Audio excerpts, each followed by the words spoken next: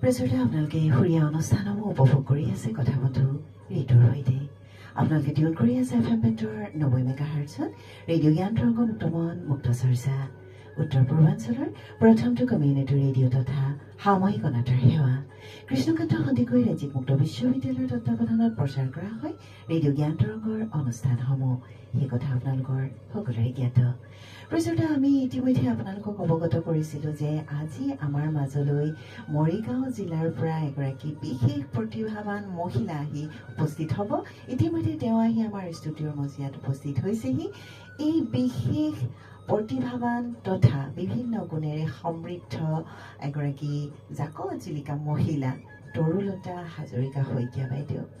তেখেত এগৰাকী সাহিত্যৰ লগত জড়িত মহিলা সংস্কৃতিৰ জগতখনৰ লগত ওতঃপ্ৰোতভাৱে জড়িত হৈ থকা এগৰাকী নিষ্ঠাৱান কৰ্মী বুলি আমি ক'বলৈ হয়তো ভাল পাম বাইদেৱে ধুনীয়া কবিতা লিখে বহুকেইখন গ্ৰন্থ ৰচনা কৰিছে বিভিন্ন বিষয়ৰ আৰু বাইদেউৰ সুৰীয়া কণ্ঠত আমি গীতো শুনিম লগতে কথাও পাতিম আহকচোন বাইদেউৰ সৈতে পৰিচয় হওঁ আপোনালোককো পৰিচয় কৰাই দিওঁ তৰুলতা বাইদেউ আপোনাক বহুত বহুত স্বাগতম জনাইছোঁ আমাৰ ৰেডিঅ' জ্ঞান তৰংগৰ ষ্টুডিঅ'ৰ মজিয়ালৈ আপুনি মৰিগাঁও জিলাৰ পৰা আহি গুৱাহাটী পালেহি আৰু আমাৰ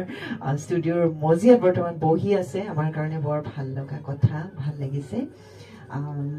তৰুলতা বাইদেউ যথেষ্ট দীঘলীয়া আপোনাৰ নামটো মানে তৰুলতা হাজৰিকা শইকীয়া এটা কথা পুনতে মোৰ জানিবলৈ বৰ মন গৈছে দেই মই বহুতকে সুধো যে আমাৰ মহিলাসকলে দুটা উপাধিনো কিয় লিখে এটা নিজৰ আৰু এটা স্বামীটো লিখাটো বাধ্যতামূলক নে কেনেধৰণৰ কওকচোন অকণমান আপোনাৰ দৃষ্টিৰেনো কি আচল কথা হৈছে যিটো পহিলা উপাধি সেইটো সাধাৰণতে আমি মা দেউতাৰ পৰা যিটো পাওঁ সেইটোতো আমাৰ একেবাৰে নিজা তাৰপিছত যেতিয়া বিয়া হোৱা যায় বিয়া হোৱাৰ পিছত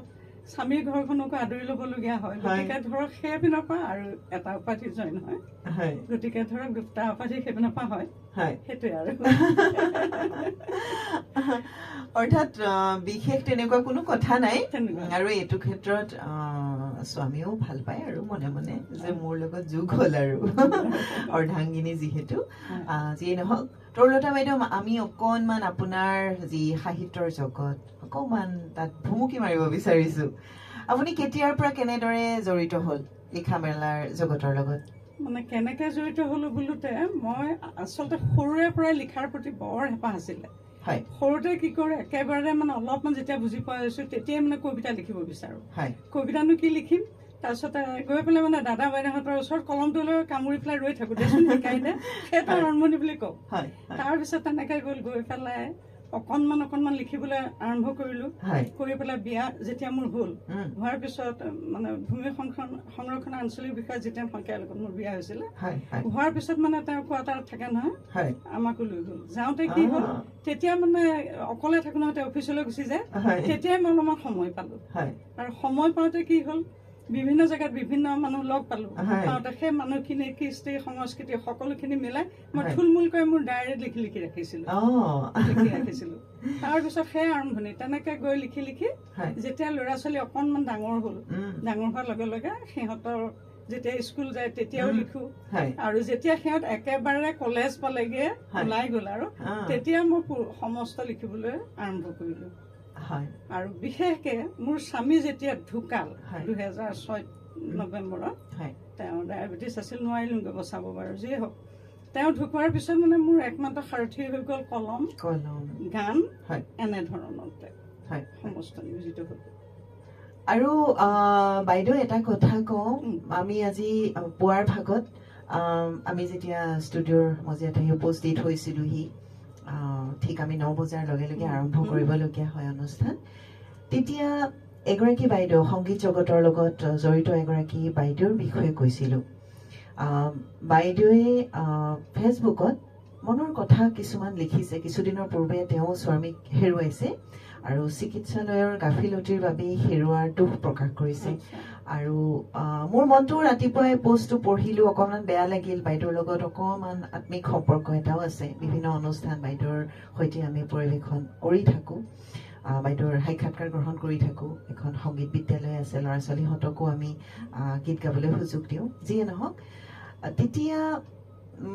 যেতিয়া আহি আছোঁ ষ্টুডিঅ'লৈ, তেতিয়া মনলৈ আহিছে সঁচাকৈ মৃত্যু যে চিৰন্তন সত্য। আমাৰ এক বিশ্বাস যে এগৰাকী আছে, এগৰাকী শক্তি হিচাপে আছে, যাক আমি সৃষ্টিকৰ্তা, ঈশ্বৰ, ভগৱান, গড, ৱাহি গুৰু, আল্লাহ হিচাপে আমি জানো।